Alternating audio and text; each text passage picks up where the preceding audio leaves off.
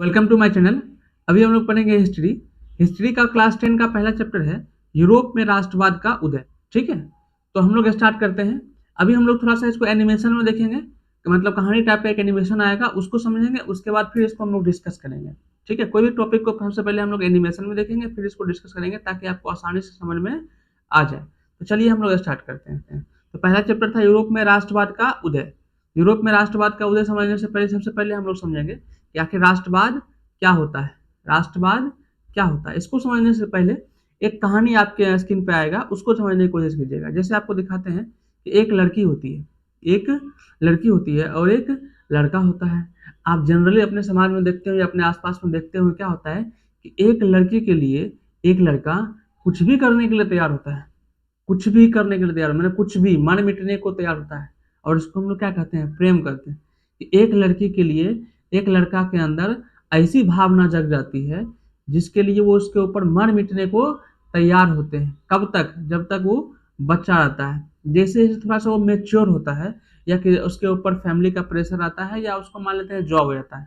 आप खुद समझिए कि एक लड़का है, इसको एक लड़की से प्रेम हुआ, जिसकी वजह से क्या हुआ कि ये लड़का इस लड़की के ऊपर मर मिटने को तैयार हो गया कि मार देगा, काट देगा, हम मजनू बन जाएंगे, जो कुछ करना है कर लीजिए, लेकिन हम इसके लिए कुछ भी कर सकते हैं, पा के रहेंगे चाहे कुछ भी हो जाए।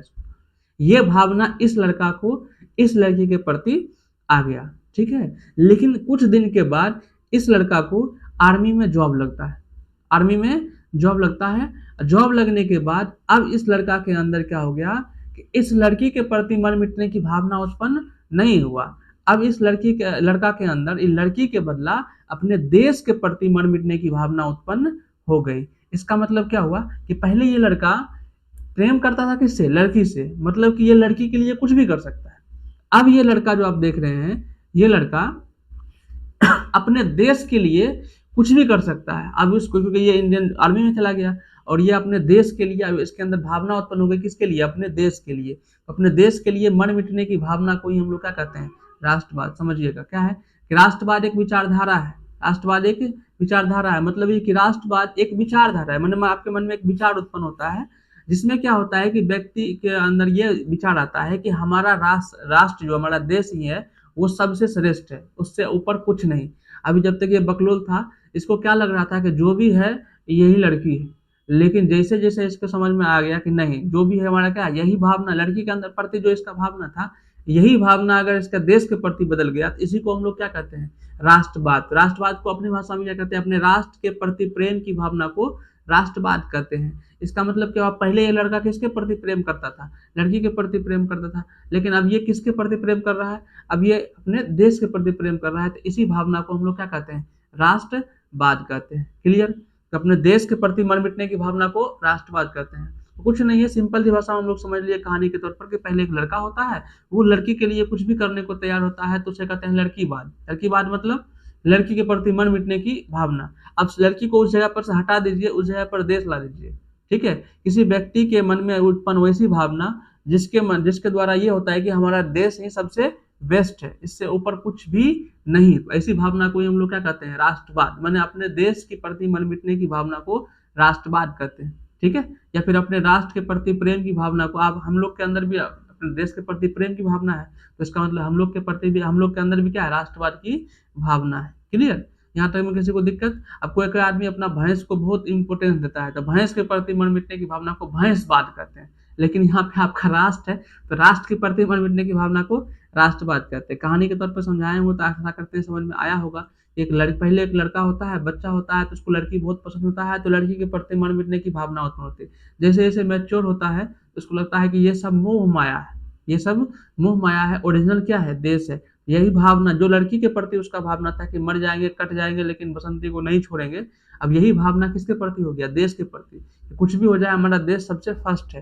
तो इसी भावना को हम लोग क्या कहते हैं? राष्ट्रवाद। राष्ट्रवाद एक भावना है। ठीक है, और राष्ट्रवाद की भावना को मजबूत करने के लिए आप लोग देखते हैं कि हम लोग देखते हैं कि प्रत्येक देश वाले राष्ट्रीय ध्वज का प्रतीक करते हैं, मतलब अपना राष्ट्रीय कुछ चीज का प्रयोग करते हैं, जिससे क्या होता है कि राष्ट्रवाद की भावना और अंदर से मजबूत हो। जैसे आप इसको देखिएगा, ये क्या करता है? जैसे राष्ट्रीय ध्वज है, राष्ट्रीय ध्वज को सभी सम्मान करते हैं। आप राष्ट्रीय ध्वज को देख लीजिएगा एक बार, तो उसको सैल्यूट करने का मन करेगा, उसको सभी सम्मान करते हैं, उसको हेड के दृष्टि से कोई नहीं देखते हैं। कभी आप जा रहे हैं, राष्ट्रीय गान बज गया, राष्ट्रीय गान को सभी सम्मान करते हैं, चाहे वो जिस धर्म के हो, जिस जाति के हो, सब सभी सम्मान करते हैं। नेक्स्ट अभी आप देखते हैं, ये हमारी भारत माता है, ये हमारी भारत माता है। भारत माता को सभी सम्मान करते हैं। अब जो हमारी भारत माता है ये काल्पनिक है, इसको बनाया गया है, इसको इसलिए बनाया गया है ताकि सभी को ये लगे कि हमारा जो देश है वही हमारी माता है। देश की तुलना हमारी माता से की गई है ताकि हम उसके प्रति वफादार रहे। जैसे अपनी माता के प्रति बच्चे वफादार होते हैं, सेम उसी प्रकार अपने देश के प्रति भी हम वफादार रहे, क्योंकि हमारे देश भी हमारी माता है। और उसका नाम क्या दिया है? उसका नाम दिया गया है भारत माता। तो भारत माता। अब इसको हम लोग थोड़ा सा कहानी से बाहर निकलते हैं और आते हैं अपने टॉपिक के ऊपर। इसमें क्या था? इसमें था एक लड़का था हमारा, भाई साहब किधर गया? ये भाई साहब इधर है। इस लड़का का नाम हम लोग रखते हैं, मान लीजिए टप्पू। ये हमारा टप्पू था, ये हमारा टप्पू था। इसको क्या था? ये लड़की आप देख रहे हो, इसका नाम है टुन्नी। इसका नाम क्या है? टुन्नी। ये टप्पू को टुन्नी से क्या था? प्रेम था। इसके प्रति ये मर मिटने की भावना रखता था, कुछ भी हो जाए। लेकिन बाद में यही भावना किसके प्रति बदल गया? देश के प्रति बदल गया। ठीक है, तो वही चीज यहाँ लिखा हुआ है। राष्ट्रवाद एक विचारधारा है, एक भावना है जो लोगों द्वारा व्यक्त की जाती है, लोगों द्वारा व्यक्त की जाती है, जिसमें क्या होता है कि यह मानते हैं लोग कि उनका राष्ट्र ही अन्य सभी से श्रेष्ठ है, उसके अलावा कुछ नहीं। तो अपने राष्ट्र के प्रति प्रेम की भावना को ही हम लोग क्या कहते हैं? राष्ट्रवाद। इसके लिए हम लोग किसका प्रयोग करते हैं? राष्ट्रवाद को मजबूत करने के लिए राष्ट्रीय ध्वज का प्रयोग करते हैं, राष्ट्रीय वाक्य का प्रयोग करते हैं, राष्ट्रीय गान का प्रयोग करते हैं, राष्ट्रीय गीत का प्रयोग करते हैं, या हमारी ये भारत माता है, ये काल्पनिक फोटो है, इसका प्रयोग हम लोग करते हैं। यहाँ तक आशा करते हैं आपको समझ में आ गया होगा। अब नेक्स्ट हम लोग अगला टॉपिक के ऊपर क्लियर करते हैं। तो अभी हम लोग ये देखेंगे राष्ट्रवाद की भावना जो देखे, इसके बाद हम लोग देखेंगे राष्ट्रवाद की भावना यूरोप में आया कहाँ से। राष्ट्रवाद तो समझ में आ गया कि अपने देश के प्रति मर मिटने की भावना को ही राष्ट्रवाद कहते हैं। जैसे हम राष्ट्रवाद बोलेंगे तो आपके दिमाग में यही आना चाहिए कि अपने देश के प्रति मर मिटने की भावना को राष्ट्रवाद कहते हैं। अभी नेक्स्ट हम लोग अपने आप टॉपिक में यहाँ उसको कहानी के रूप में फिर समझते हैं कि राष्ट्रवाद की भावना आया कहाँ से। राष्ट्रवाद की भावना आया कहाँ से, इसको समझने के लिए सबसे पहले हम लोग समझते हैं फ्रांस की क्रांति। क्या समझते हैं? फ्रांस की क्रांति। फ्रांस की क्रांति कब हुआ? 1789 ईस्वी में। यूरोप में, हम लोग किस महादेश में? एशिया में। अभी हम पढ़ क्या रहे हैं? यूरोप में। यूरोप में जो फ्रांस की क्रांति हुआ था 1789 ईस्वी में, इसी क्रांति के बाद पूरे यूरोप में राष्ट्रवाद की भावना उत्पन्न हुई। पहले राष्ट्रवाद की भावना आदमी के अंदर बहुत कम था। आदमी को क्या लगता? पहले होता था राजतंत्र। पहले क्या होता था? राजतंत्र, माने राजा का शासन। आदमी को क्या लगता था कि जो भी है हमारा राजा ही है, राजा के प्रति हम मर मिटेंगे। उसको साम्राज्य से कोई मतलब नहीं है, उसको राजा से प्रेम होता था। राजा से प्रेम को ही वो राष्ट्रवाद समझते थे। लेकिन बाद में धीरे धीरे आदमी को समझ में आया कि राजा बकलोल भी हो सकता है, राजा अच्छे भी हो सकते हैं, राजा बुरे भी हो सकते हैं, लेकिन हमको जो वफादार रहना है वो अपने देश के प्रति रहना है, ना कि राजा के प्रति रहना है। हमारे देश के लिए जो राजा अच्छा रहेगा हम उसके लिए अच्छा रहेंगे, हमारे देश के लिए जो राजा बकलोल रहेगा उसके लिए हम कुछ भी कर सकते हैं। ठीक है, अब आइए फ्रांस की क्रांति को समझते हैं। ये क्रांति पूरे यूरोप में राष्ट्रवाद की भावना उत्पन्न करेगा, क्योंकि उसके पहले कहीं भी लोकतंत्र राजतंत्र था, तो लोकतंत्र की स्थापना नहीं कर रहा था वो लोग, और राजा के प्रति विद्रोह भी नहीं कर रहा था। सबसे पहला विद्रोह फ्रांस की क्रांति में ही हुआ था। ये कब हुआ? 1789 ईस्वी में। अब क्रांति क्यों हुआ, इसको समझने के लिए आपको एक एनिमेशन के माध्यम से कहानी समझाते हैं। समझिए, देखिए एक राजा होता है, इस राजा का नाम था लुई 16वां। क्या नाम था? लुई 16वां। ठीक है, और ये जब गद्दी पर बैठा था 1774 ईस्वी में, तब इसका उम्र मात्र 20 साल था। कितना साल था? 20 साल। जब ये गद्दी पर बैठा था, तो ये महालोल था। ये पूरा खर्चा करता था, बहुत किसी से लड़ाई करता था, किसी से युद्ध करता था। अब युद्ध कीजिएगा, लड़ाई कीजिएगा तो खर्चा तो बढ़ेगा।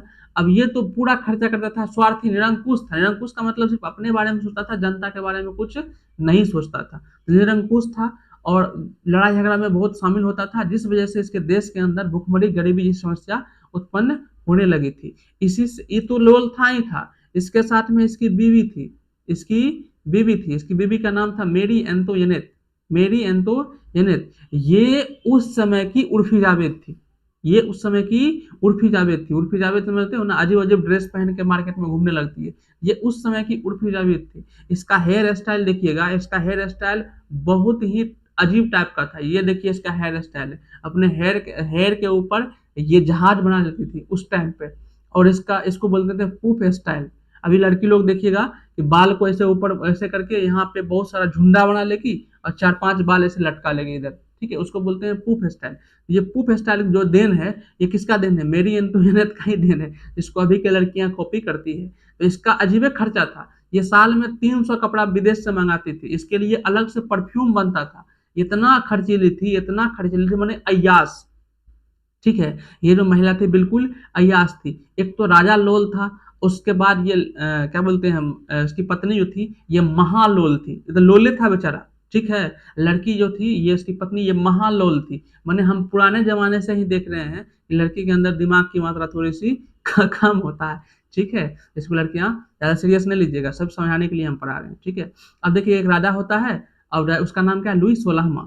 लुई 16वां, उसकी वो तो बकलोल था ही था, साथ में उसकी पत्नी जो थी बहुत खर्चीली थी। जनता तराही तराही हो रहा है, जनता परेशान है, भुखमरी उत्पन्न हो गया, लेकिन इसकी पत्नी को चाहिए 300 ड्रेस, अलग अलग तरह का परफ्यूम, और कितना खर्चा करना है इसको उतना खर्चा करेगी, अलग अलग प्रकार का जो करना है करेगी, बहुत ही खर्चीली है, ठीक है। अभी भी किसी को खर्चीली बीवी मिल जाता है तो उसका पति कितनों कमाए, उसको उसके घर में बरकत नहीं हो सकता, क्योंकि वो जब भी जाएगा तो वहाँ मार्केट में प्राइस देखता है, जो प्राइस उसको ज्यादा अच्छा ज्यादा बड़ा लगा समझेगा कि नहीं यही खरीदना है, प्राइस अच्छा ज्यादा है इसका मतलब यही खरीदना है, प्राइस कम रहेगा ना ना, ना हमको तो ये बिल्कुल पसंद नहीं है। लेकिन ऐसा नहीं होना चाहिए। एक पत्नी को हमेशा पति के पेमेंट के ऊपर ध्यान रखना चाहिए, कितना खर्चा कितना इनकम है इसका, उस हिसाब से हम खर्चा करेंगे, आगे तक फ्यूचर भी तो देखना है। ऐसा नहीं कि अभी आ रहा है रुपया, सब रुपया को उड़ा देंगे तो बाद में बाल बच्चे क्या करेंगे, है ना। लेकिन समझदार लड़की को यही करना चाहिए। लेकिन क्या लगता है जिस तरह से जहाँ की जनता इतना परेशान था, लेकिन ये बकलोलिया जो थी इतना खर्चा कर रही थी, क्या ये सही है? बिल्कुल सही नहीं। इतिहास से सीखना चाहिए, आप लोग भी सीखिएगा इस फ्यूचर में, ठीक है। चलिए नेक्स्ट हम लोग देखते हैं। इतना खर्चा जब हो रहा था तो वहाँ की जनता पूरा परेशान था, ठीक है। अब वहाँ की जो जनता थी, फ्रांस की जो जनता थी, उसको 3 कैटेगरी में बांटा था। कितने कैटेगरी में? 3 कैटेगरी में। पहला कैटेगरी होता था पादरी। देखो हम पादरी होता है जो चर्च वगैरह सब में पूजा पाठ करवाता है, वहाँ से उस समय का आदमी जो वहाँ पूजा करवाते थे, फ्रांस में जो पूजा करवाते थे उसको कहते थे पादरी। उसका फोटो नहीं मिला तो अपना बाबा का फोटो हमने सेट कर दिया, ठीक है। बाबा ने ये भी पूजा करवाते हैं, पादरी भी पूजा करवाते हैं। तो पहला वर्ग में कौन आते थे? पादरी। पादरी लोग क्या करते थे? पूजा करवाते थे। दूसरा वर्ग में आते थे राजा महाराजा के चहीते आदमी, जिसको अमीर आदमी होते थे, और वो दूसरा कैटेगरी में वो आते थे जिसको कहते थे कुलीन वर्ग। पहला हो गया पादरी, दूसरा हो गया कुलीन वर्ग, जो राजा के संबंधी वगैरह होते थे, या जो बड़े बड़े पोस्ट पर होते थे, मंत्री वगैरह सब होते थे, वो आते थे कुलीन वर्ग में। ये बेसिकली अमीर आदमी होते थे। पहला था आपका बाबा वाला पादरी, जो क्या था बहुत पूजा पाठ करवाते थे, उसके लिए था। दूसरा था कुलीन वर्ग, जो लोग क्या करते थे, बहुत ज्यादा अमीर थे, ठीक है, और राजनीति पे उसका पकड़ था। अभी भी देखिएगा अपने समाज में जो आदमी अमीर होते हैं, रुपया पैसा वाले होते हैं, उसका पकड़ राजनीति पे गरीब की तुलना में ज्यादा होता है। सेम वही हाल इसका था, ये इतना अमीर है, इसका पकड़ राजनीति पे बहुत ज्यादा था। और जो बाबा लोग हैं उनका पकड़ राजनीति पे नहीं, राजनीति वाला आदमी खुद उसके पास जाता था प्रणाम करने के लिए, हे महादेव, हे प्रभु, हमको बताइए क्या करना है। सेम अभी भी देखते हैं ये प्रक्रिया, अपने देश के अंदर भी आप लोग देखते हैं ऐसा होता है। जो बाबा लोग होते हैं उसके पास खुद राजनीति करने वाले आदमी जाते हैं, ठीक है, नेता लोग उसके पास खुद उसके शरण में जाते हैं। तो वही बात वहां पे था। दूसरा अमीर लोग, जो अमीर लोग हैं उसका पकड़ देखिएगा राजनीति पर बहुत तगड़ा होगा। भारत के जो अमीर लोग हैं उनका पकड़ देखिए राजनीति पर बहुत तगड़ा है। पहला हो गया पादरी वर्ग, दूसरा हो गया कुलीन वर्ग, तीसरा जो आपका था किसान वर्ग था। तीसरा कौन था? किसान वर्ग। अब जितना भी खर्चा हो रहा था उस अभी सरकार को रुपया आता है टैक्स से, तो उस समय भी जो राजा होते थे उसको भी रुपया आता था टैक्स से, उसको भी रुपया आता था टैक्स से। बट क्या है कि उस समय जो टैक्स होता था वो आम जनता से डायरेक्ट लिया जाता था। सेम उसी प्रकार से यहाँ पे भी टैक्स लेगा। यहाँ पे जो टैक्स से सरकार चलती थी, किसका? लुई 16वां का राजतंत्र, राजा का शासन व्यवस्था। जितना खर्चा करते थे इसकी बीवी कमाते थोड़े थे, तो राजा के प्रजा के ही टैक्स से ना अपना जीवन यापन या खर्चा करती थी। अब ये टैक्स जो वसूलता था ये कहाँ से आता था? सोचिए, जो पादरी होगा, साधु संत होता था, क्या राजा उससे टैक्स लेगा? कह देगा कि भगवान हमको सपना में बोला है कि तुम हमसे टैक्स नहीं लो, टैक्स लोगे तो तुम बर्बाद हो जाओगे, तो उसके डर से तो टैक्स लेगा नहीं। दूसरा राजनीतिक करने वाले लोग थे, अमीर आदमी थे, उसका जो राजनीति पर पकड़ बहुत अच्छा था। पूरा मंत्रिमंडल में वही बैठे थे, वही नियम लगाते थे, सब काम वही करते थे। क्या वो अपने अंदर ऊपर टैक्स लगाने देगा? वो अपने ऊपर टैक्स लगाने नहीं देते थे। पूरा टैक्स जो होता था एक ही वर्ग के आदमी से लिया जाता था, उसका नाम क्या है? उसका नाम आप देख रहे हो किसान वर्ग, जिसको हम लोग कहते थे तीसरा वर्ग, जो सबसे तीसरा स्टेप में रहते थे। पहला था आपका पादरी, दूसरा था आपका कुलीन, जो बच गया आपका लास्ट में क्या था तीसरा, जिसमें आपका किसान और मजदूर आते थे। सारा टैक्स इसी से लेते थे। अब बताइए इसका क्या हाल होगा, बेहाल होगा कि नहीं होगा। तो इस वजह से यहाँ पे समस्या और बढ़ गई, यहाँ पे भुखमरी गरीबी जैसी समस्या और ज्यादा बढ़ गई। ठीक है, और ज्यादा बढ़ गई तो यहाँ पे हो गया क्रांति। यहाँ पे क्या हो गया, क्रांति। कब हुआ, 1789 में। जितना समस्या यहाँ देख रहे हैं, ये सब समस्या से लड़ने के लिए, इस सब समस्या से लड़ने के लिए एक क्लब था, उसका नाम था जैकोबिन क्लब। इसमें क्या होता था कि आप जो गरीब आदमी देख रहे हैं, गरीब आदमी में से पहला तो आपका हो गया पादरी, दूसरा हो गया कुलीन, तीसरा जो आपका किसान मजदूर था। इसमें से जो होशियार होशियार आदमी होते थे, वो अपना एक अलग ग्रुप बनाए थे और उस संस्था का नाम रखे थे जैकोबिन क्लब, जैकोबिन क्लब। और ये सब विचार बनाए थे कि हमको यहाँ से इस राजा को मार के हटा के फेंकना है। हुआ भी वैसा। 1789 ईस्वी में इस राजा रानी को मार के हटा दिया, गद्दी पर से हटा दिया। और उस समय क्या होता था, वहां पे होता था कि राजा जो मारने के बाद, मैंने उसको हराने के बाद राजा रानी को और उसको कत्ल कर दिया जाता है। कत्ल मतलब कैसे, जीरा एक होता है गिलेटिन होता है। गिलेटिन क्या होता है, जैसे आप लोग देखते हैं कि बलि के देने वक्त क्या होता है कि एक सिर को उसमें फंसा दिया जाता है और ऊपर से गिरता है, तलवार ऊपर से गिरता है और सर कट के हट जाता है। सेम यही हाल इन दोनों का भी हुआ था। इसको भी गिलेटिन के द्वारा काट दिया, दोनों को ऐसे करके मुंह सर उसमें डाल दिया, ऊपर से तलवार गिरा और इसका सर दोनों से धड़ से अलग हो गया, दोनों को काट दिया। अब जब ये राजा को 1789 में इसको यहाँ से हटा दिया, इसको यहाँ से हटा दिया, अब नेक्स्ट राजा कौन बनेगा और ये नेक्स्ट किस प्रकार से सरकार चलेगी, सोचने वाली बात है ना। 1789 में क्रांति तो हुआ। क्रांति क्यों हुआ ये देख लिए आप, क्योंकि वहां भुखमरी गरीबी बहुत ज्यादा हो गई थी, बेरोजगारी बहुत ज्यादा हो गई थी, जनता त्राही त्राही था। लेकिन राजा जो था लुई सोलहवां, इसके प्रति कोई ध्यान नहीं देती थी। इसकी पत्नी तो और ध्यान नहीं देती थी, इसको तो कोई मतलब ही नहीं था, अपना परफ्यूमे में व्यस्त थी, हेयर स्टाइले बनाने में व्यस्त थी, इसको तो कोई मतलब ही नहीं था। तो जनता विद्रोह आक्रोश में आके इसके प्रति विद्रोह कर दिया। 1789 में विद्रोह करवाया कौन, जैकोबिन क्लब वाले आदमी थे, जो इसमें सबसे आगे रहते थे। अब जब विद्रोह हो गया, जब विद्रोह हो गया, राजा रानी को पकड़ के खत्म कर दिया गया, तो उसके बाद राजा कौन बना, इसके बाद वहां पे शासन व्यवस्था कैसे चला। तो इसके लिए जैकोबिन क्लब का ही एक आदमी था, जैकोबिन क्लब का ही एक आदमी था, जिसका नाम था रोबिस्पियर। जिसका नाम क्या था, रोबिस्पियर। ये वकील था, ये जैकोबिन क्लब का ही सदस्य था और फ्रांस की गद्दी पर से राजा को हटाने में ये बहुत ज्यादा अग्रिम काम किया था, बहुत बड़ा काम किया था और आगे आगे रह के लीडरशिप करता था। इसलिए आम जनता ने क्या किया, इसी को राजा बना दिया। आप भी राजा बनिए, लेकिन आप संविधान के हिसाब से चलिए, मैंने एक संविधान भी बनाइए और आप राजा ही बनिए।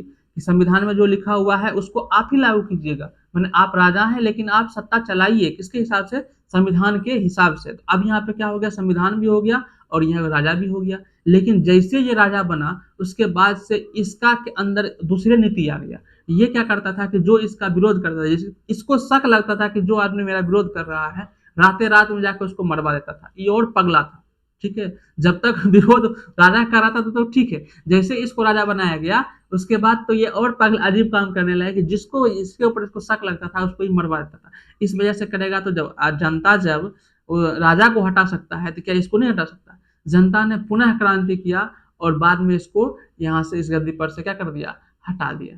ठीक है, अब जब इसको यहाँ से हटा दिया यहाँ से इस गद्दी पर से क्या कर दिया, हटा दिया। अब इसी बात को हम लोग थोड़ा सा समझते हैं, जितना बात आपको लिखा बताए हैं उसको हम समझने की कोशिश करते हैं। ठीक है, अब ये देखिए फ्रांस की क्रांति, कौन सी क्रांति, फ्रांस की क्रांति कब हुआ, 1789 ईस्वी में। ये क्या था, यूरोप में किसी भी देश के अंदर होने वाली पहली क्रांति थी जिसमें कि लोकतंत्र की स्थापना करने की बात हो रही थी। उसमें क्या था, एक राजा था, इस राजा का नाम क्या था, लुई 16वां। कहानी आपको बता दी है, अब कहानी के हिसाब से आपको बताते हैं। ये आपका था लुई 16वां, ठीक है। ये बकलोल था, ये बकलोल था, इसको जनता से कोई मतलब उतना रहता नहीं था, ये अपने काम करने में मशहूर था, इसको जनता से कोई मतलब नहीं था। अब नेक्स्ट यहाँ पे आते हैं, इसकी पत्नी थी मेरी एंटोइनेट, ये उस जमाने की उर्फी जावेद थी। ठीक है, ये तो आपको बता दिए। ये बहुत खर्चीली थी, जिस वजह से जनता को कुछ नहीं मिलता था, लेकिन उसे खर्चा रुकना नहीं चाहिए था। इस वजह से देखते हैं यहाँ बहुत ज्यादा समस्या उत्पन्न हो गई। अब यहाँ समस्या उत्पन्न होने के बाद देखते थे कि जो फ्रांस की समाज था वो 3 वर्गों में बटा था। पहला था आपका पादरी, जो पूजा पाठ करवाते थे।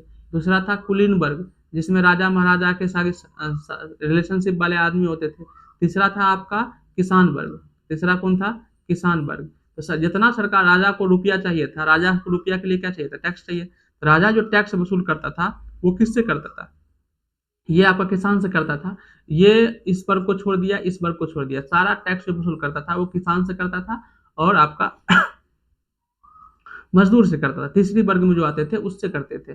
ठीक है, अब यहाँ से ऐसा, एक तो यहाँ पे देखो सरकार जनता के लिए कुछ कर नहीं रही है, ऊपर से सारा रुपया जनता से ले रही है, तो इसमें जनता का स्थिति क्या हुआ, खराब हुआ कि नहीं होगा। जनता की स्थिति बहुत खराब हो गया, जनता की स्थिति बहुत खराब हो गया। तो जो तीसरा स्टेट में आदमी आते थे, ये वाले किसान मजदूर में आते थे, उसमें जो होशियार आदमी थे उन्होंने क्या किया, अपना एक अलग संस्था बनाया।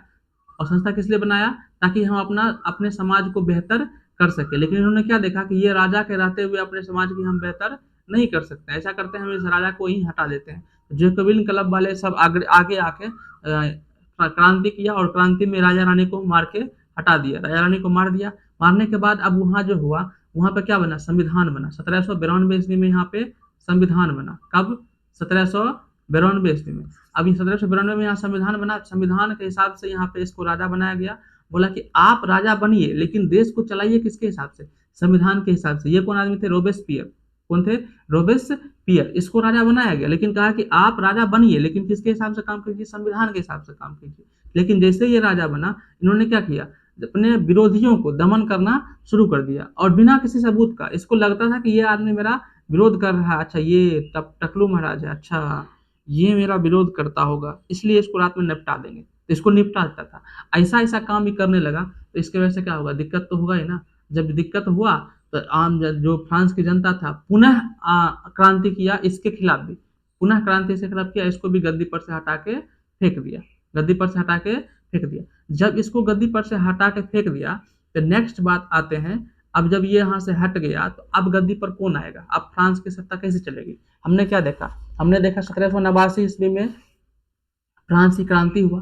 फ्रांस की क्रांति में लुई सलामा को गद्दी पर से हटा दिया। लुई सलामा को गद्दी पर से क्यों हटा दिया, इसमें हमने कारण देख लिया।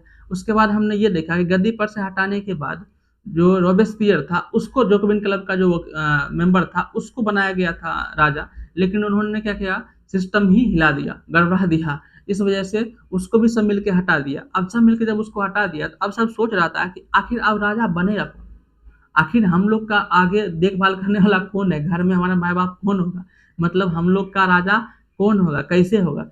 इसी में एक आदमी का उदय होता है जिस आदमी का नाम है नेपोलियन बोनापार्ट।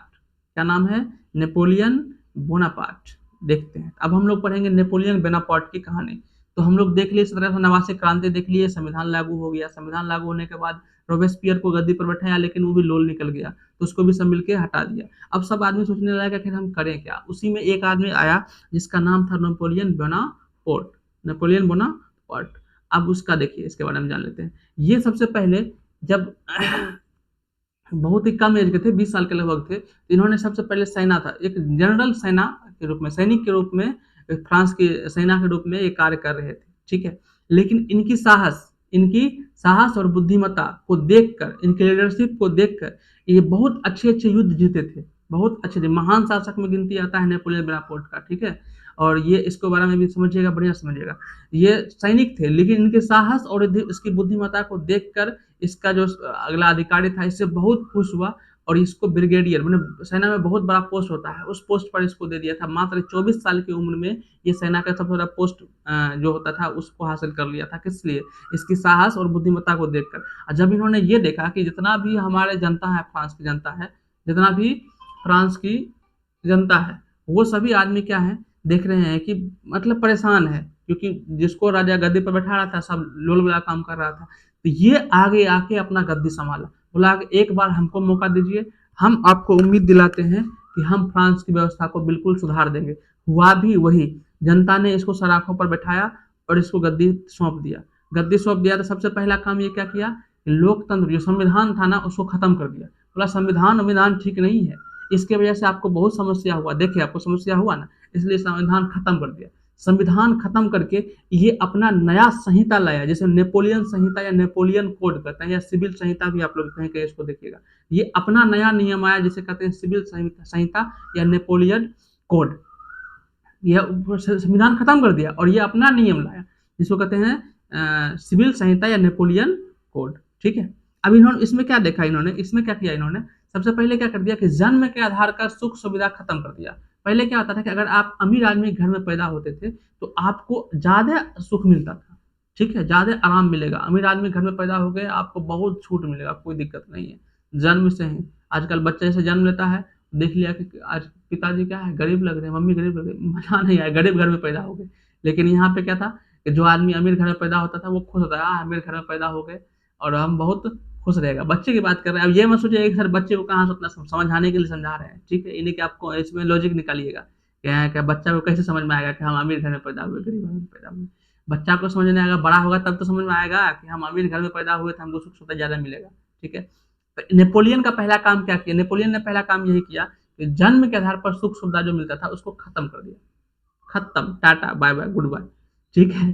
नेक्स्ट क्या किया कि हर नागरिक को एक समान अधिकार दिया, जितना भी नागरिक था सबको एक समान अधिकार दिया, सभी आदमी को एक समान, कोई बड़ा कोई छोटा नहीं, सभी कोई अमीर कोई गरीब नहीं, सबको एक समान अधिकार मिलेगा। तो जनता तो यही खोजता था, जनता तो यही खोजता था कि पादरी वर्ग कुलीन वर्ग को बहुत मौका मिला था, बहुत मतलब मजे कर रहा था, लेकिन हम लोग गरीब आदमी कुछ नहीं कर रहे थे। लेकिन जनता तो यही सोचता है, जनता तो यही सोचता है। देखो मैक्सिमम समाज में जनता का यही सोच होता है, ठीक है। 90% जनता हम लोग देखते हैं कि मैक्सिमम 90% जनता देश के अंदर क्या होता है, गरीब होता है। बाकी 10% जो होता है पूंजीपति लोग होते हैं, वही राजनीति में अक्सर रहते हैं।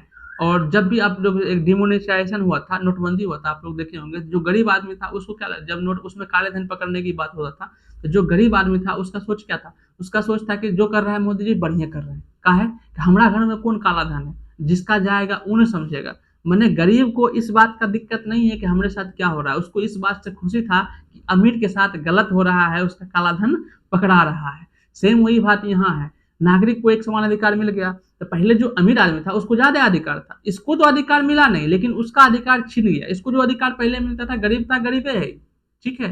लेकिन जो अमीर आदमी था उसको भी उसका अधिकार भी खत्म कर दिया था। ये लोग खुश हो गया, वाह अब सब एक समान है। क्या हाल है कुलीन भैया, ठीक है कि नहीं, कैसे हैं पादरी जी, सब आदमी सब क्या हो गया, एक समान हो गया, ठीक है। नेक्स्ट हम लोग देखते हैं, उसके बाद इन्होंने क्या कर दिया, सामंती व्यवस्था खत्म कर दिया। सामंती व्यवस्था समझते हैं, सामंती व्यवस्था में क्या होता था कि एक राजा होता था, एक राजा होता था, राजा को किसान से, एक किसान होता था, सारा टैक्स राजा किसे लेता था, किसान से लेता था। अब राजा को क्या होता है, राजा के अंदर क्या था कि सभी आदमी से पर्सनल टैक्स नहीं लेते थे। अभी इस राजा को इस किसान से टैक्स लेना है, तो ये राजा पर्सनल एक आदमी से जैसे टैक्स पर्सनल करके टैक्स नहीं लेते थे। तो उसने क्या कर दिया, एक में बिचौलिया रख दिया। बिचौलिया मतलब कि राजा कहते थे इस क्षेत्र के अंतर्गत जितना भी आदमी है, उस क्षेत्र से जितना भी आदमी है, उस क्षेत्र में रहने वाले जितना आदमी है, उस आदमी से आप टैक्स वसूल कीजिए और हमको फिर वो टैक्स दे दीजिए। तो बीच में रख दिया किसको, बिचौलिया को। डायरेक्ट राजा किसान से टैक्स नहीं लेता था, ठीक है, बीच में एक बिचौलिया रखता था जिसको कहते थे सामंत। ये क्या करता थे, गरीब आदमी से टैक्स लेते थे और टैक्स लेके जाके राजा को दे देते थे, राजा को दे देते थे। और वही बात यहाँ पे हुआ। लेकिन अब ये जो बीच वाला आदमी था, ये किसान से क्या लेते थे, टैक्स लेते थे, लेकिन जितना लेना चाहिए उतना नहीं लेके उससे ज्यादा लेते थे। क्यों लेते थे ज्यादा, समझिएगा। अब जो आप किसान देख रहे हो, ये आदमी खेती करता था, ये आदमी खेती करता था, खेती करने के बाद इसको जो रुपया होता था, इसको जो रुपया हुआ, ये रुपया किसको देगा, डायरेक्ट राजा को नहीं देगा। खेती करने के बाद जो टैक्स होगा वो किसको देता था, ये देता था सामंत को। ये बीच में आप देख रहे हो, ये बीच में जो आपका सामंत है, ठीक है, जमींदार है, इसको देते थे। अब ये क्या कर दिया, इससे मोटा रकम लिया, किसान से लिया मोटा रकम, लेकिन राजा को पहुंचाया उससे कम, राजा को पहुंचाया उससे कम। इसमें क्या हुआ, इसमें राजा को टैक्स तो मिल गया, लेकिन जो सामंत वाला बीच में था ये बहुत ज्यादा खाता था, लेता था 100 रुपया, उसको चाहिए सरकार लेता, बोलता था कि किसान से 10 रुपया लीजिए, लेकिन किसान से जाके 20 रुपया लेता था। किस लिए, ताकि 10 रुपया हम राजा को देंगे और 10 रुपया अपने पास रखेंगे। इसमें देखो फायदा राजा को तो टैक्स मिल ही रहा है, अब बीच वाला आदमी को क्या हो रहा है, बीच वाला आदमी को फायदा हो रहा है, नुकसान किसको हो रहा है, नुकसान हो रहा है किसान को। इसीलिए नेपोलियन बोनापार्ट में क्या कहा, नेपोलियन बोनापार्ट ने कहा कि सामंती व्यवस्था आप खत्म करेंगे, सामंती व्यवस्था अब रहेगा ही नहीं, बीच वाला जो बिचौलिया रहेगा वो खत्म, डायरेक्ट किसान हमको टैक्स दीजिए, बीच वाला आदमी सिस्टम जो था वो खत्म हो गया। ऐसा जब खत्म हो गया तो यहाँ की जनता क्या है, खुश हो गया। तो पहले जो 20 रुपया टैक्स लगता था अब 10 नहीं लगेगा। तो ये चीज, यही व्यवस्था थी, कौन व्यवस्था, सामंत व्यवस्था। इसमें क्या था, एक राजा होता था, इसमें एक राजा होता था और एक किसान होता था। एक राजा, समझिएगा, एक राजा एक किसान, अब किसान को राजा को टैक्स देना है, डायरेक्ट नहीं देता था, बीच में एक सामंत होता था, जमींदार होता था, जो किसान जो रुपया फसल बेच के रुपया किसान को हुआ, वो रुपया कौन लेता था? सामंत लेता था, लेकिन ज़्यादा लेता था, और जनता राजा को थोड़ा कम पहुंचाता था और कुछ बचत अपना कर लेता था। तो ये सब व्यवस्था नेपोलियन बोनापार्ट ने जनता के लिए किया। अब ये सब व्यवस्था नेपोलियन बोनापार्ट ने जनता के लिए किया, तो जनता क्या हुआ? खुश हुआ कि नहीं होगा? तो जनता इसको सर आंखों पर बैठा लिया और बहुत ज़्यादा खुश हो गया। और नेपोलियन बोनापार्ट जो था बहुत पॉजिटिव आदमी थे, बहुत पॉजिटिव, निगेटिव बहुत कम सोचते थे। अगर आप पॉजिटिव सोचिएगा तो आपके साथ होगा भी पॉजिटिव ही, ठीक है। निगेटिव सोचिएगा तो फिर दिक्कत है। अब इतना चीज जब ये देख रहे थे, तो इसी में देख रहे, इसमें क्या था कि जर्मनी के अंदर की बात हम लोग करते हैं। अभी हम लोग फ्रांस की बात कर रहे हैं, इसका कब्जा कहाँ था? जर्मनी के ऊपर भी था। अब जर्मनी के अंदर हम लोग क्या देखते हैं कि जर्मनी 39 टुकड़ा में बटा हुआ था। कितना टुकड़ा में बटा हुआ था? 39 टुकड़ा में जर्मनी बटा हुआ था, ठीक है। 39 टुकड़ा में जर्मनी बटा हुआ था। अब 39 टुकड़ा में बटा हुआ था, तो प्रत्येक जगह पर हम लोग देखते हैं, जो आपका जर्मनी है वहां पे 39 टुकड़ा में बटा हुआ था, तो प्रत्येक जगह पर 39 जगह पर अलग अलग मुद्रा चलता था, ठीक है। जर्मनी पहले कोई देश नहीं था, वो 39 भागों में बटा हुआ था। 39 भाग में बटे रहने के बाद वहां देखते थे कि 39 जगह पर अलग अलग मुद्रा चलता था, ठीक है। अब जो व्यापारी लोग था, उसको प्रत्येक एक जगह से दूसरा जगह, उसी देश के अंदर है, जर्मनी के अंदर ही है, 39 भाग में वो बटा हुआ है, ठीक है। अब व्यापारी को एक जगह से दूसरा जगह जब जाएगा, तो उसको मुद्रा चेंज करना पड़ेगा। इस वजह से उसको व्यापार करने में बहुत दिक्कत होता था। तो जो उस समय के व्यापारी थे, उन्होंने क्या कर दिया, एक संस्था बनाया, एक ग्रुप बनाया। उस ग्रुप का नाम रखा जालबेरिन। जालबेरिन एक संस्था थी व्यापारियों की। किसकी? व्यापारियों की। इन्होंने क्या किया, इन्होंने ये देखा कि हम लोग को यहाँ पे मुद्रा अलग अलग रहने की वजह से बहुत सारी समस्या होती है, इसलिए क्या किया, सब मुद्रा खत्म करके केवल 2 मुद्रा रख दिया। 30 से अधिक मुद्रा थी जर्मनी में, उसको खत्म करके क्या कर दिया, 2 कर दिया। इस वजह से वहां व्यापारियों को क्या हुआ, काफी सुख सुविधा मिलने लगा। इसी को अब लोग थोड़ा सा हम लोग अब और विस्तार से समझने की कोशिश करते हैं। एनिमेशन में आपको समझ में आ गया होगा, मजा आ रहा हो पढ़ने में, मजा आ रहा होगा तो वीडियो को लाइक कर दीजिएगा, चैनल को सब्सक्राइब कर लीजिएगा। एनिमेशन के माध्यम से बहुत मेहनत लगता है बाबू बनाने में एनिमेशन, तो इसलिए इसको समझिएगा। चलिए आते हैं हम लोग अब नेपोलियन बोनापार्ट के ऊपर आते हैं। नेपोलियन बोनापार्ट जो है वो 1804 से लेकर 1815 तक इसकी कहानी है।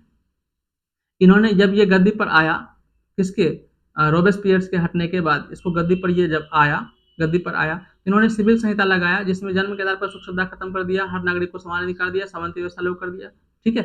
सामंती व्यवस्था क्या था कि ये किसान था, ये सरकार राजा को टैक्स देना होता था, तो राजा बीच में इस आदमी को रखता था, ये क्या करता था, इससे रुपया लेता था। अब इसको अगर 10 रुपया चाहिए इसको, ये यहाँ से 20 रुपया लेता था, 20 रुपया लेके 10 रुपया इसको, 10 रुपया अपने पास रखता था, फिर 10 रुपया इसको देता था। इस वजह से किसान की हालत जो हो गई थी वो खराब हो गई थी। और नेपोलियन बोनापार्ट ने यही व्यवस्था ठीक कर दिया, तो मैंने इसको यहाँ से हटा दिया कि तुम हटो, सर जब जितना भी टैक्स देना होगा डायरेक्ट हमको दीजिए, बीच में से बिचौलिया क्या कर दिया, खत्म कर दिया, ठीक है। नेक्स्ट हम लोग देखते हैं जालबेरिन। जालबेरिन क्या था, जर्मनी जो था, जर्मनी आजादी के पहले जर्मनी जो था वो 39 टुकड़ा में बटा हुआ था, 39 टुकड़ों में बटा हुआ था। अब प्रत्येक क्षेत्र का अलग अलग मुद्रा था, इसका मुद्रा अलग, इसका मुद्रा अलग, इसका मुद्रा अलग, इसका मुद्रा अलग, इसका मुद्रा अलग। आप अगर व्यापार करने के लिए यहाँ आए हैं, तो इस क्षेत्र से इस क्षेत्र में प्रवेश कीजिएगा तो रुपया आपका चेंज हो जाएगा, अलग रुपया चलेगा। इस क्षेत्र से इस क्षेत्र जाइएगा तो रुपया आपका चेंज हो जाएगा, ठीक है। अभी मान लीजिए यही चीज आपके गांव के साथ हो, आप जिस गांव में रहते हो वहां पे अलग रुपया चले, अब बगल वाले गांव में आप जाते हो वहां पे अलग रुपया चले, तो आप सोच लीजिए 100 रुपया लेके आप चले, आप एक गांव से दूसरा गांव रिलेशन में ससुराल गए, एक गांव से दूसरा गांव आपका ससुराल है, आप वहां पे गए, वहां जाने के बाद आपके पास जो रुपया था, पता चला कि वहां जाने के बाद रुपया चलिए नहीं रहा, वहां पे अलग ही रुपया चलता है। आप वहां गए तो मिठाई लाने के लिए दुकान पर जाइएगा, लेकिन वो रुपया आपका चलबे नहीं करेगा, तो बिना मिठाई का ससुराल जाइएगा तो आपका पत्नी आपको वहां पे धो देगा, क्योंकि आप बहुत दिन के बाद ससुराल गए हैं, कुछ लेके नहीं गए तो कुटेबे नहीं कीजिएगा, तो पत्नी आपको बहुत कूटेगा। जब वो कूटेगा तो हमको बड़ा खुशी होगा, ठीक है। चलिए समझते हैं। तो ये सब चीज व्यापारियों के साथ होता था। व्यापारी एक क्षेत्र से दूसरा जगह जब जाता था, इसको बहुत समस्या का सामना करना पड़ता था, ठीक है। इसलिए व्यापारियों ने क्या किया, जितना व्यापारी था उन्होंने सब मिलकर एक ग्रुप बना दिया, एक ग्रुप बना लिया। इस ग्रुप का नाम क्या रखा, जालबेरिन। तो जालबेरिन एक संस्था है, किसकी, व्यापारियों की, ठीक है। इसमें क्या किया, इसने जो 39 अन्य 30 से अधिक प्रकार की मुद्राएं वहां चलती थी, उसको खत्म करके केवल 2 प्रकार की मुद्रा रखा। बोला अब हम लोग व्यापार इसी मुद्रा में करेंगे ताकि किसी आदमी को दिक्कत नहीं हो। तो वाजिब भी बात है, अभी भारत के अंदर केवल एक मुद्रा चलता है, रुपया। सोचो बिहार में कुछ अलग चले, यूपी में कुछ अलग चले, झारखंड में कुछ अलग चले, अब बिहार से यूपी जाइएगा, अब वहाँ आपका रुपये नहीं चलेगा तो क्या कीजिएगा, पगलेबे नहीं कीजिएगा, रोड पर बोकिएगा, दे दे बाबा करिएगा। ठीक है, तो ये जो आपका कहानी था, किसकी कहानी था, नेपोलियन बोनापार्ट की। तो सबसे पहले लुइस सोलामा कहानी पढ़े, फ्रांस की क्रांति वहाँ हुआ, उसकी पत्नी मेरी अंतोनियत के पढ़े थे, उर्फी जावेद। नेक्स्ट हम लोग पढ़े थे रॉबेस्पियर्स के बारे में, जहाँ आपका एक जोकोबियन क्लब का सदस्य था, उसको बनाया गया, लेकिन वो भी अच्छा काम नहीं किया तो उसको हटा दिया।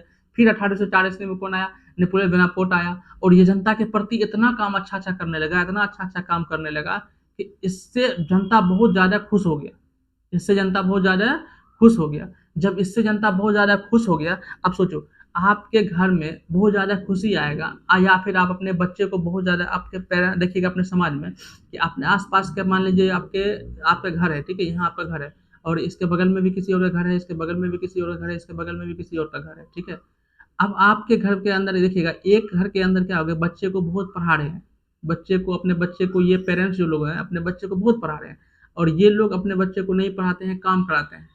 ठीक है, मानते हैं ये लोग अपने बच्चे को काम करा रहे हैं, पढ़ाते नहीं है। तो ये बच्चे के अंदर भी ये होगा कि उसके पेरेंट्स अपने बच्चे को पढ़ा रहे हैं, लेकिन आप हमको काम कराते हैं, हम काम नहीं करेंगे, हम भी पढ़ेंगे। माने ये भी अपने अधिकार के लिए, जब आप आसपास के क्षेत्र में एक आदमी कुछ करता है तो दूसरे आदमी को भी अंदर आता है कि नहीं हम भी ये कर सकते हैं। एक पेरेंट्स अपने बच्चे को पढ़ा रहा है तो आसपास के जो बच्चे आएगा उसके मन में भी ख्याल आएगा, अगर ये पढ़ सकता है तो हम भी पढ़ सकते हैं। वही बात वहाँ पे हुआ, फ्रांस में इतना अच्छा सुविधा देने लगा, एकदम 5G का सिस्टम वहाँ चालू कर दिया, इतना अच्छा जनता को सुख सुविधा मिलने लगा। जबकि देखिए वो राजतंत्र था, राजा था, फिर भी जनता को बहुत सुविधा दिया, इस वजह से जनता उसको बहुत मानता था, नेपोलियन बोनापार्ट को बहुत मानता था। अब जब ये चीज फ्रांस के अंदर होने लगा तो फ्रांस के आसपास का देश जो आपका ऑस्ट्रिया है, ब्रिटेन है, रूस है, पर्सिया है, ये सब देश के जनता भी कहने लगा कि नहीं हमको भी वही सुख सुविधा चाहिए। अब ये सब समस्या जब दूसरे देश में उत्पन्न होने लगा तो दूसरे देश में एक आदमी था, उसका नाम था मेटरनिक। क्या नाम था, मेटरनिक, उसका नाम था मेटरनिक। ठीक है, इसको समझिए, दूसरे देश के अंदर एक आदमी था, उसका नाम था मेटरनिक। ये ऑस्ट्रिया का चांसलर था, कहाँ का, ऑस्ट्रिया का चांसलर। इन्होंने किसको बुलाया, इसने रूस को बुलाया। ये आपका मेटरनिक है, इन्होंने किसको बुलाया, रूस को बुलाया, ब्रिटेन को बुलाया, मैंने ब्रिटेन, रूस और पर्सिया, ब्रिटेन, रूस और पर्सिया सबको बुलाया कहा देख भैया, अगर नेपोलिया ऐसे कर रहा है और अपना इतना सुख सुविधा दे रहा है, अगर उसको नहीं रोकोगे तो समस्या हम लोग को भी आएगा, क्योंकि हम लोग का जनता भी कहेगा कि हमको भी ऐसी सुविधा दीजिए। लेकिन अगर हम लोग उसको रोक देंगे तो अपनी जनता को ऐसा करने से रोक सकते हैं। तो ये सब विचार बना के, ये सब ग्रुप बना के नेपोलियन को हराने के लिए नेपोलियन के ऊपर आक्रमण कर दिया 1815 ईस्वी में, 1815 ईस्वी में। और नेपोलियन और इन चारों के बीच, मेटरनिक जो है ये ऑस्ट्रिया का है, ऑस्ट्रिया, ब्रिटेन, रूस, पर्सिया, ये चारों के साथ नेपोलियन अकेला लड़ा था। इस युद्ध को कहते हैं वाटरलू का युद्ध। कब हुआ था, 1815 ईस्वी में। वाटरलू का कब युद्ध हुआ, 1800 क्यों हुआ, क्योंकि ये लोग चाहते थे कि नेपोलियन जो सुख सुविधा दे रहा है उसको वैसा नहीं दे, नहीं, ठीक है। तो इसलिए उससे आप लोग के बीच में, सॉरी, उससे नेपोलियन से ये लोग क्या करिए, लड़ाई किया कब, 1815 ईस्वी में। 1815 ईस्वी में कौन युद्ध हुआ, वाटरलू का युद्ध। वाटरलू के युद्ध में अब एक तरफ 4 आदमी है, एक तरफ क्या है, एक आदमी है। तो शेर को भी गिद्ध कभी कभी घेर लेता है तो शेर मारा जाता है। वही हाल वहां पे हो गया, किसका, नेपोलियन का। 4 आदमी मिलकर उसके साथ युद्ध किया तो नेपोलियन बेचारा हार गया। नेपोलियन हार गया तो नेपोलियन के साथ जो है वो वियना की संधि की गई 1815 ईस्वी में। जैसे आप युद्ध हारिएगा तो आपके साथ एक संधि किया जाएगा कि इतना चीज हम लोग युद्ध में नुकसान हुआ, इसका भरपाई कौन करेगा, तुम कर, जो हारता है उसे लिया जाता है। ठीक है, अगर हम और आप 2 आदमी लड़ेंगे और हम जीत गए, आप हार गए, तो लड़े तो नुकसान तो हमको भी हुआ, नुकसान तो आपको भी हुआ। लेकिन आप हार गए तो मेरा जो नुकसान हुआ, आपका भी नुकसान हुआ युद्ध में, लेकिन हम जीते हैं तो हम हारा हुआ आदमी से नुकसान वसूल करेंगे, नुकसान से ज्यादा वसूल करता था। सेम वही हाल यहाँ पे है। अब ये आदमी सब जो ब्रिटेन, रूस, पर्सिया, ये सब तो जीत गया। जीतने के बाद वियना संधि किया, किससे, फ्रांस से। वियना संधि किया फ्रांस से। इसके साथ में इन्होंने क्या कर दिया, इन्होंने सबसे पहले फ्रांस की सीमा को कम कर दिया। फ्रांस जितना विस्तार पहले किया था उसकी सीमा को कम कर दिया कि जितना अगर ये छोटा रहेगा तो फ्यूचर में ये कभी उठ नहीं पाएगा। इन्होंने क्या किया, फ्रांस का जो उत्तरी भाग था, फ्रांस का जो उत्तरी भाग था उसको तोड़कर नीदरलैंड बना दिया। अभी वर्तमान नीदरलैंड एक देश बन गया है। ठीक है, तो फ्रांस का उत्तरी भाग जो था उसको तोड़कर क्या बना दिया, नीदरलैंड बना दिया गया।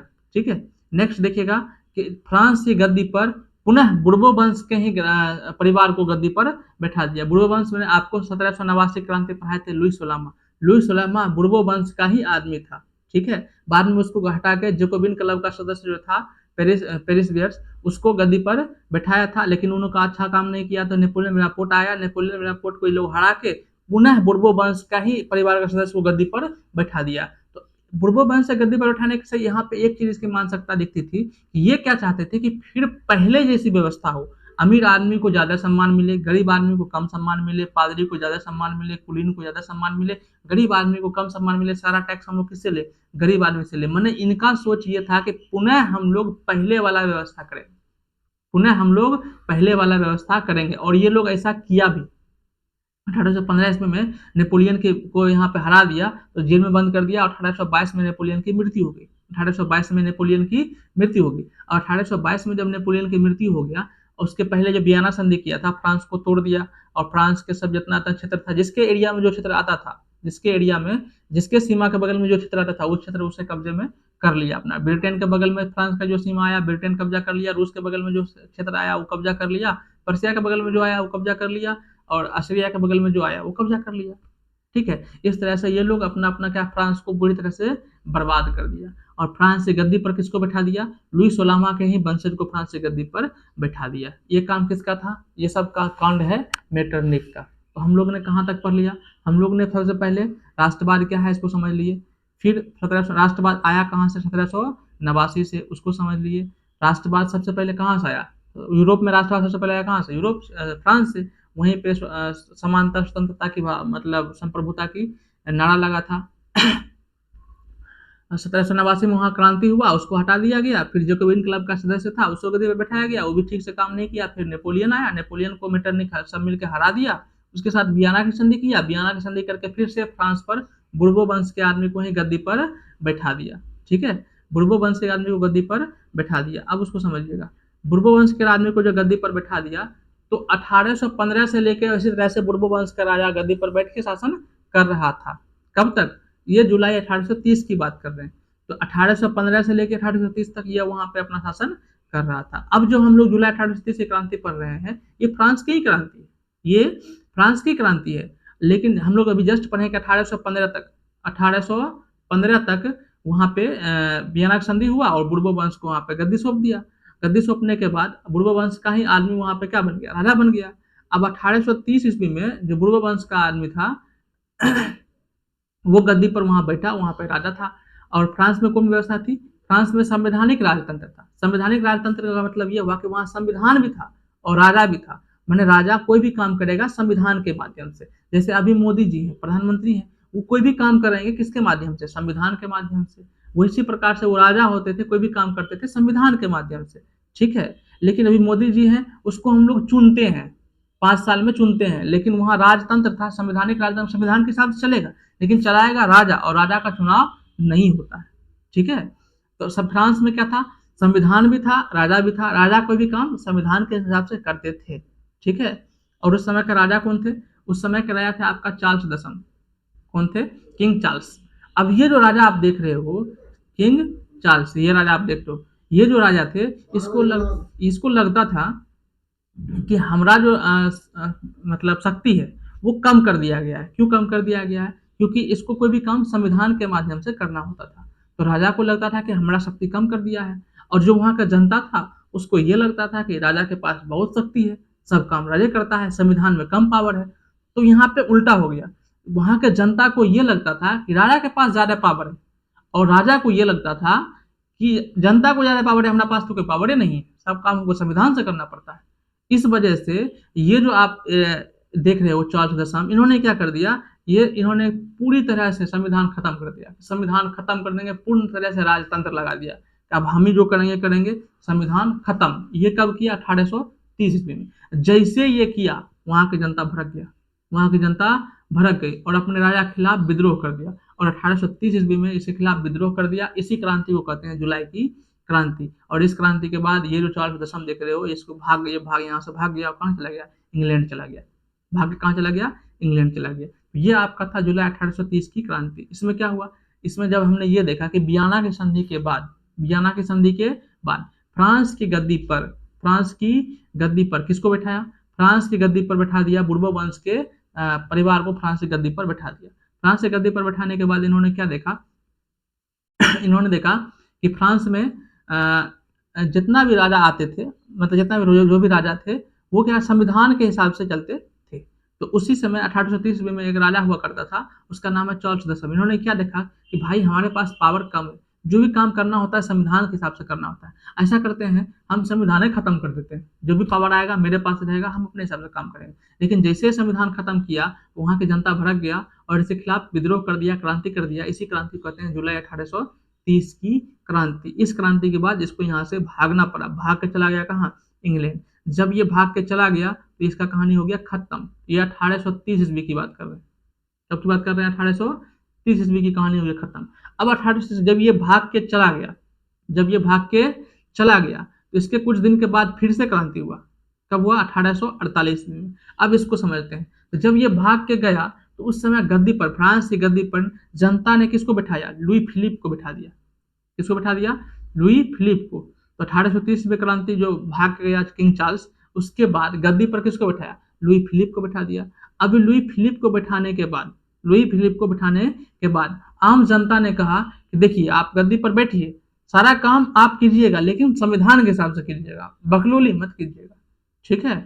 अब जैसे संविधान को खत्म करके राजतंत्र लगा दिया था, जनता ने विद्रोह किया, उसको भागना पड़ गया। अब इसको लुई फिलिप को सब मिलकर गद्दी पर बैठाया, आप हमारे महाराज हैं, आज से आप हमारे महाराज हैं, महेंद्र बाहुबली, ठीक है। लुई फिलिप को महेंद्र बाहुबली, अमरेंद्र बाहुबली, अमरेंद्र जो होता था, क्या नाम था उसका, महिष्मती साम्राज्य में था ना, उसकी क्या नाम था उसका, मम्मी का भूल ही हो गए नाम, कुछ भी नाम हो जाए, चलो उस पर हाथ पे उठा के कहते ये आपके राजा हैं, इसका नाम है अमरेंद्र बाहुबली। बाहुबली जब मर जाता है, महेंद्र बाहुबली, कहता है आपका राजा ये है अमरेंद्र बाहुबली। सेम हाल यहाँ पे है, जैसे किंग चार्ल्स भागा, अब जनता ने कहा कि अब हमारे राजा हैं Louis Philippe, Louis Philippe, Louis Philippe अब राजा बन गया 1830 ईस्वी में। अब ये राजा जब बन गया, जनता ने इसको बना दिया, बोला देखो भैया बना तो रहे हैं, लेकिन तुम जो काम करोगे, जितना भी काम करोगे तो संविधान के हिसाब से करोगे, अपना मन से नहीं करोगे। अगर अपना मन से करोगे तो तुम कुटाओगे। तो ये इसको गद्दी पर सब मिलकर बैठा दिया। गद्दी पर बैठाने के बाद 1830 से लेकर 1848 तक जो मध्यम वर्ग के लोग थे, मध्यम वर्ग को हम लोग फ्रांस में 3 कैटेगरी पढ़े हैं, पादरी पढ़े हैं, कुलीन पढ़े हैं और निचलगा किसान मजदूर वाला पढ़े थे जनरल। लेकिन उसी में से किसान मजदूर में से जो अमीर होने लगे तो नया वर्ग का निर्माण हुआ जिसको कहते थे मध्यम वर्ग। ये नया कैटेगरी आया, पहले था 3 जगह, पादरी, कुलीन और आपका किसान, लेकिन किसान मजदूर। लेकिन जैसे किसान मजदूर में से कुछ होशियार होने लगा तो उन्होंने अपना समाज के अंदर एक नया ग्रुप बन गया जिसका नाम था मध्यम वर्ग। मध्यम वर्ग इस समय तक आते आते बहुत समृद्ध हो गया, बहुत समझदार हो गया, ठीक है।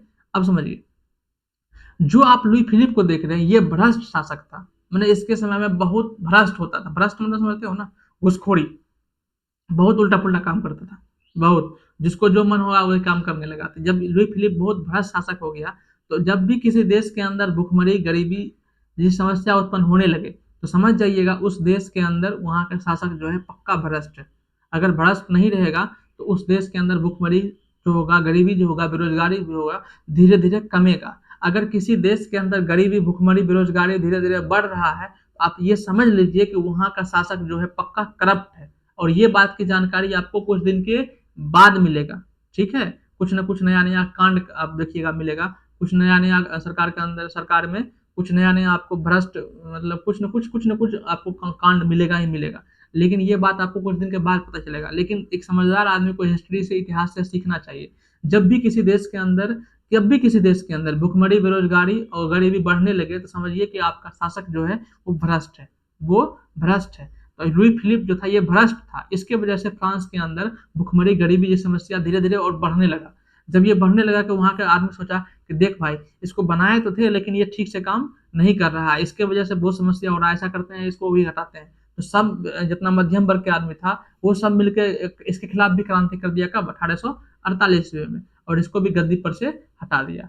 इसको जब गद्दी पर से हटा दिया तो अब जितना जनता था वो ये सोचा कि देख, अगर हम संविधान और राजा दोनों को रखते हैं ना तो राजा मनमौजी करता है, राजा मनमौजी करता है। राजा तो बना देते हैं और कहते हैं संविधान के हिसाब से काम कीजिए, लेकिन वो अपने मन से काम करने लगता है और बाद में हम उसको चुनाव करके हटा भी नहीं सकते हैं। इसलिए ऐसा करते हैं, अब हम लोग चुनाव सिस्टम करेंगे, ठीक है? अब राजा खत्म, अब राजा खत्म, अब पूर्ण रूप से लोकतंत्र बनाएंगे, चुनाव सिस्टम करेंगे, ठीक है? और चुनाव सिस्टम के माध्यम से राजतंत्र बिल्कुल खत्म कर दिया और संवैधानिक व्यवस्था वहाँ पे लागू कर दिया। लागू करने के बाद सबसे पहले वहाँ पे नेपोलियन का भतीजा, नेपोलियन बोनापार्ट का भतीजा था, जिसका नाम था जिसका आपका नाम था लुई नेपोलियन नाम था शायद, ठीक है? और उसका भतीजा था Napoleon, Louis Napoleon. Louis Napoleon को पुनः गद्दी पर चुनाव करके राष्ट्रपति के पद पर बना दिया गया। नेपोलियन के भतीजे को राष्ट्रपति पद पर वहां पे चुन लिया गया, ठीक है? चुनाव हुआ, मैंने आप देखिएगा लुई फिलिप को 1848 में क्रांति हुआ, वहां से हटा दिया। हटाने के बाद वहां पे क्या हुआ? हटाने के बाद 1848 के बाद हटाने के बाद वहां पे संविधान लागू हो गया, राजा खत्म, राजा का संविधान लागू हो गया, तब वहां चुनाव होगा। नेपोलियन का भतीजा था, उसको क्या था कि आप सोच क्या कर रहा है, तुम चुनाव लड़ लो। चुनाव लड़ा, सब आदमी मिलकर उसको जिता दिया। जिताने के बाद वो आप वहां के क्या बन गए? राष्ट्रपति बन गए। तो ये आपका था 1848 की क्रांति, 1848 की क्रांति, ठीक है? और वहां पे जो चुनाव देने के लिए उम्र कितना रखा? 21 वर्ष। कितना रखा? 21 वर्ष। महिलाओं को वोट देने का अधिकार यहाँ पे भी नहीं था, महिला यहाँ वोट नहीं कर सकती थी, ठीक है? तो ये हम लोग पढ़ लिए 1848 की क्रांति। हमने क्या पढ़ा? हमने राष्ट्रवाद क्या है उसको पढ़ लिया, राष्ट्रवाद क्या है उसको पढ़ लिया। उसके बाद नेक्स्ट हमने क्या पढ़ा? हमने 1789 की क्रांति पढ़ लिया। नेक्स्ट हम लोग क्या पढ़े थे? 1830 की नेपोलियन बोनापार्ट के बारे में पढ़ लिए थे। नेपोलियन बोनापार्ट के पढ़ने के बाद हम लोग पढ़े थे आपका मेटरनिक के बारे में पढ़े थे। मेटरनिक के बारे में पढ़ने के बाद हम लोग 1830 की क्रांति पढ़े, फिर 1848 की क्रांति हमने पढ़ा। अब जितना चलिए जितना भी पढ़ा है उसको फिर से एक बार एनिमेशन के माध्यम से शुरू से 5 मिनट में हम लोग समरी करते हैं। सबसे पहले हम लोग क्या पढ़े थे? यूरोप में राष्ट्रवाद, जिसमें हम लोग जाने थे राष्ट्रवाद क्या है। राष्ट्रवाद समझने के लिए हम लोग क्या बोले थे? जैसे एक लड़की होती है, एक लड़का होता है। लड़का को लड़की के प्रति क्या होता है? प्रेम होता है और इसके लिए मर मिटने को ये तैयार होता है। लेकिन यही लड़का जब समझदार होता है तब इसको लगता है कि ये सब दुनिया क्या है? मोह माया है, ये सब ऐसा कुछ नहीं है, मरना है तो मरिए वतन के लिए। तो जब ये भावना किसके अंदर प्रति आता है? वतन के लिए आता है, देश के लिए। यही भावना, मरने की भावना पहले लड़की के प्रति था, लेकिन यही भावना अब शिफ्ट हो गया, यही भावना अब देश के लिए हो गया कि देश के लिए मर मिटने की भावना अगर आपके अंदर आ गया, उसी को हम लोग कहते हैं राष्ट्रवाद। राष्ट्रवाद एक विचारधारा है जो ये बताता है कि हमारा देश से बढ़ के हमारे लिए कुछ नहीं है, तो अपने देश से प्रेम करना ही क्या कहलाता है? राष्ट्रवाद। ये बकलुलवा पहले के बकलुलिया से प्यार करता था, लेकिन बाद में इसको एहसास हुआ, रियलाइज हुआ कि ये सब मोह माया है, इसको भूल जाइए। बाद में अपने देश के प्रति प्यार करने लगा, तो देश के प्रति प्यार करने की भावना को हम लोग क्या कहते हैं? राष्ट्रवाद कहते हैं, ठीक है? राष्ट्रवाद को मजबूत बनाने के लिए कई देशों ने अपना राष्ट्रीय ध्वज बनाया, जिसको कि आदमी रिस्पेक्ट करता है, उसको मानता है, और इससे राष्ट्रवाद की भावना और मजबूत होती है। और अपने अपने देश के अंदर सभी अपने मदर को मानते हैं। जैसे भारत माता के रूप में हम लोग भारत की सेवा करते हैं, उसको मानते हैं। भारत माता का सभी आदमी रिस्पेक्ट करते हैं। इससे क्या होता है? राष्ट्रवाद की भावना और तेजी से मजबूत होता है और सुदृढ़ होता है। तो राष्ट्रवाद हमने देख लिया। फिर यूरोप में राष्ट्रवाद का उदय पढ़ने के लिए हमने क्या पढ़ा? हमने पढ़ा फ्रांस की क्रांति। फ्रांस की क्रांति कब हुआ? 1789 ईस्वी में। क्यों हुआ? क्योंकि यहाँ पे एक राजा हुआ करता था जिसका नाम था लुई 16वां। ये महालोल था, ये अपने जनता को नहीं देखता था, अपने ऊपर सिर्फ सोचता था और निरंकुश था, बिल्कुल निरंकुश माने स्वार्थी, अपने बारे में सोचता, जनता के बारे में कुछ नहीं सोचता था। ये तो था ही। इसकी पत्नी इससे भी एक कदम आगे थी। इसकी पत्नी थी मेरी अंतोइनोत।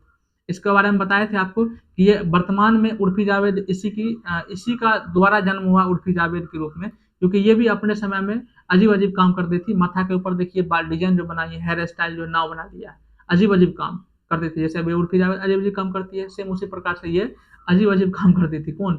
लुई सलामा की पत्नी मेरी अंतोइनोत बकलोल। इतना मतलब अय्याश टाइप की महिला थी, ठीक है? फिर इस तरह से वहां पे जनता सब क्या हो गया? नाराज हो गया, जनता सब नाराज हो गया। अब जितना जो इसका खर्चा फिजूल खर्च होता था, ये खर्च आता कहाँ से? ये आता था टैक्स के रूप से। और फ्रांस के अंदर 3 प्रकार के आदमी रहते थे वहाँ। सबसे पहले होते थे पादरी, ठीक है, जो पूजा पाठ करवाते थे। दूसरा होते थे कुलीन वर्ग, जो राजा के सगे संबंधी होते थे और राज दरबार में रहते थे। तीसरा होते थे आम जनता। तो ये राजा जो थे वो पादरी से टैक्स ले नहीं सकते हैं, उसके सगे संबंधी से टैक्स ले नहीं सकते हैं। तो टैक्स, सारा टैक्स किससे लेते थे? जनता से।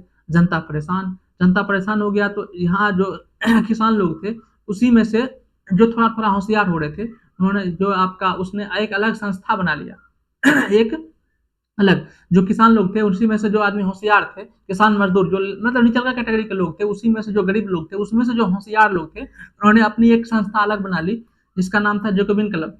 जैकोबिन क्लब, इसमें छात्र लोग मैंने पढ़े लिखे लोग इसमें आते थे। और जैकोबिन क्लब से ये सब क्या कर लिया, ये सब सोचा कि हम लोग इस राजा को यहाँ से हटाएंगे, और राजा के प्रति विद्रोह कर दिया। विद्रोह करके यहाँ से नवाब में गद्दी पर से इसको हटा दिया। जब गद्दी पर से इसको हटा दिया तो राजा अब कौन बनेगा, तो जैकोबिन क्लब का ही एक सदस्य था जिसका नाम था रोबिस्पियर।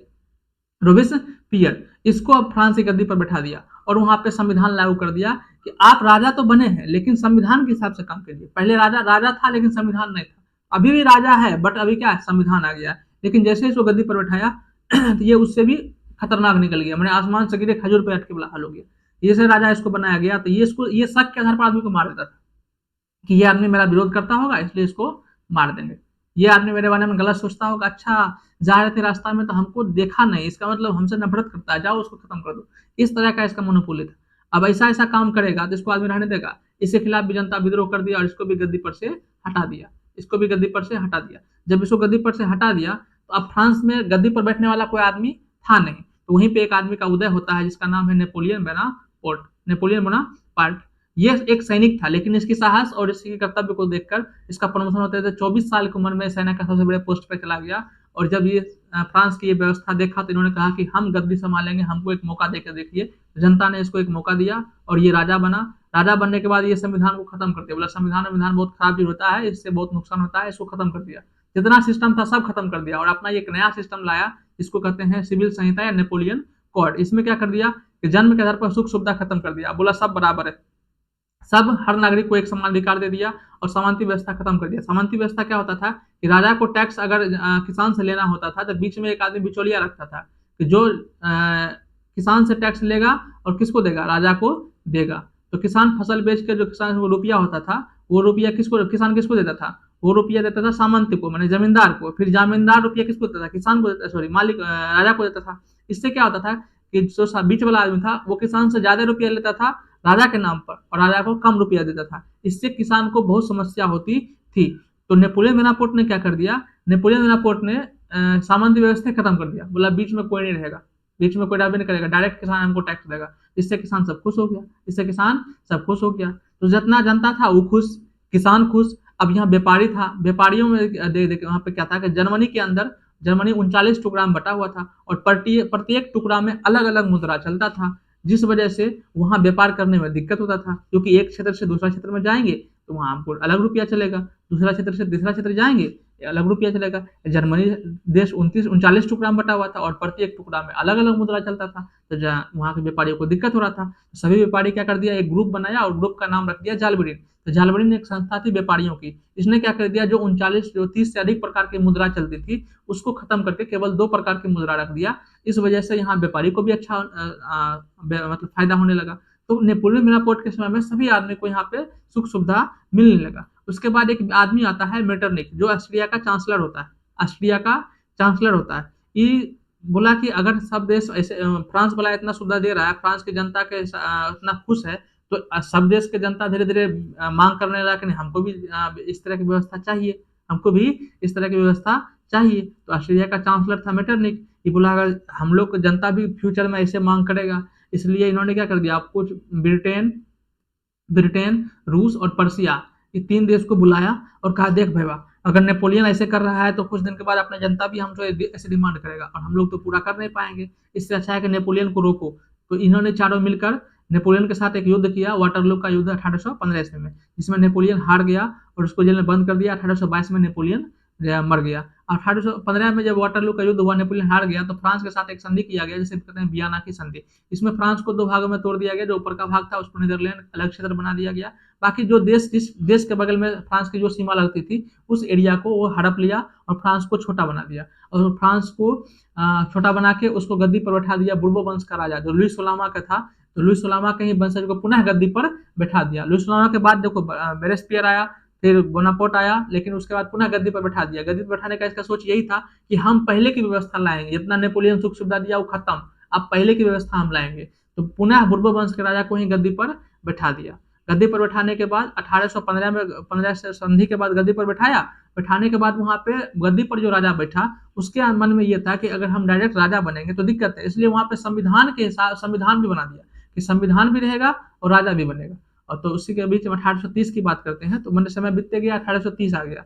तो 1830 में हम वहाँ फ्रांस में क्या देखते हैं कि वहाँ पे संविधान भी था, वहाँ पे राजा भी था। तो राजा को ये लगता था कि संविधान में हमको पावर कम कर दिया गया, हमारा पावर क्या कर दिया, कम कर दिया गया, सारा पावर कहाँ मिल गया, संविधान को दे गया। और वहाँ के जनता को ये लगता था कि संविधान में तो कम ही पावर है, जो पावर है राजा के पास है। तो दोनों का विचार अलग अलग था। राजा का पावर कमा है क्योंकि संविधान लागू हो गया है, तो राजा को लगता था कि मेरा पावर कम गया, और संविधान के साथ साथ राजा भी है, तो जनता को लगता था कि पावर तो सब राजा के पास है। ठीक है, तो उसी समय एक राजा हुआ था किंग चार्ल्स दसम। ये बोला कि राजा के पास कोई पावर नहीं है, सब पावर संविधान के पास है, संविधान खत्म, ये संविधान ही खत्म कर दिया। जब संविधान खत्म करके पूर्ण राजतंत्र लगा दिया तो वहां की जनता भड़क गया, तो उसके खिलाफ आक्रमण कर दिया, विद्रोह कर दिया। तो उसी विद्रोह को हम लोग कहते हैं जुलाई 1830 की क्रांति। तो जुलाई 1830 में क्रांति हुआ, जनता उसको खिलाफ विद्रोह कर दिया, और किंग चार्ल्स को भाग कर कहाँ जाना पड़ा, इंग्लैंड जाना पड़ा। जब ये इंग्लैंड चले गए तो उसके बाद आया लुई, गद्दी पर बैठने के लिए कोई तो होना चाहिए ना, तो जनता ने लुई फिलिप को पुनः गद्दी पर बैठा दिया 1830 में। लुई फिलिप को गद्दी पर बैठाया, जनता ने कहा कि आप बैठा तो रहे हैं लेकिन संविधान के हिसाब से काम कीजिएगा। संविधान के हिसाब से काम करने के लिए उसको कहा, लेकिन गद्दी पर जैसे ये बैठाया किसको, लुई फिलिप को, कब 1830 ईस्वी में। ठीक है, तो ये क्या कर दिया बहुत भ्रष्ट था ये, इस शासनकाल में बहुत भ्रष्टाचार हुआ, जिस वजह से वहाँ आम जनता में बेरोजगारी समस्या और भुखमरी और गरीबी की समस्या उत्पन्न हो गया। तो जनता सोचने लगा कि ये भी ठीक नहीं है, इसके खिलाफ भी आक्रमण विद्रोह किया और इसको भी गद्दी पर से हटा दिया। इसके खिलाफ विद्रोह कब किया, 1848 में। फ्रांस की जनता कितना होशियार है, देखो राजा खराब मिलता है तो तुरंत विद्रोह करता है, उसको गद्दी पर से हटा देता है। होना भी यही चाहिए। अगर अपने देश के प्रति आपकी मन मिटने की भावना है, देश से बढ़कर कुछ नहीं मानोगे, तभी तो राजा के खिलाफ आक्रमण कर सकते हो। लेकिन देश को कुछ नहीं मानोगे, नेते होते को प्रणाम करोगे, नहीं जो है माँ बाप हमारे यही है, ऐसे करोगे फिर देश का तो बेड़ा गर्क है ही है। जब भी राष्ट्रवाद का मतलब जब भी मानो तो पहले देश को पहला मानो, उसके बाद उस किसी को मानो। देश से बढ़कर कुछ नहीं, सबसे पहला प्रायोरिटी देश। जनता, फ्रांस की जनता सीखो, जनता राजा बनाता था, अपने से चुन के बनाता था, लेकिन देख लेता था कि हमने लिए कुछ नहीं कर रहा है, देश के लिए खराबी कर रहा है, तुरंत गद्दी पर से हटो, निकलो इधर से, निकलो। चलिए, तो ये 1848 में इसको गद्दी पर से क्या कर दिया, हटा दिया, इसको गद्दी पर से हटा दिया, और फ्रांस में राजतंत्र को पूरी तरह से खत्म कर दिया, और बोला राजा अब नहीं रहेगा, हम लोग चुनेंगे, हम लोग चुनाव करेंगे, चुनाव करके नेपोलियन का भतीजा जो था उसको राष्ट्रपति पद पर चुनाव जिता दिया, और वहां बन गया, वहां का राष्ट्रपति बन गया। और वहां वोट देने का अधिकार कितना वर्ष का था, 21 वर्ष का था। 21 वर्ष में उसको वोट देने का अधिकार, वहां की जनता को 21 वर्ष का जो थे वो वोटिंग करते थे। वोटिंग के आधार पर नेपोलियन के भतीजों को वहां का राजा बना दिया गया, और महिलाओं को अभी तक वोट देने का अधिकार वहां पे नहीं था, महिलाओं को वोट देने का अधिकार वहां पे नहीं था। तो यहाँ तक हम लोग पहला पार्ट कंप्लीट कर लिया। नेक्स्ट एक पार्ट इसका और आपका आएगा, उसके बाद फिर हम लोग इस चैप्टर का क्वेश्चन आंसर हम लोग करेंगे। तो अभी नेक्स्ट हम लोग पढ़ेंगे इटली का एकीकरण, इसको पढ़ेंगे अगले क्लास में। तब तक के लिए सबको सबा खैर, गुड नाइट, ओके बाय।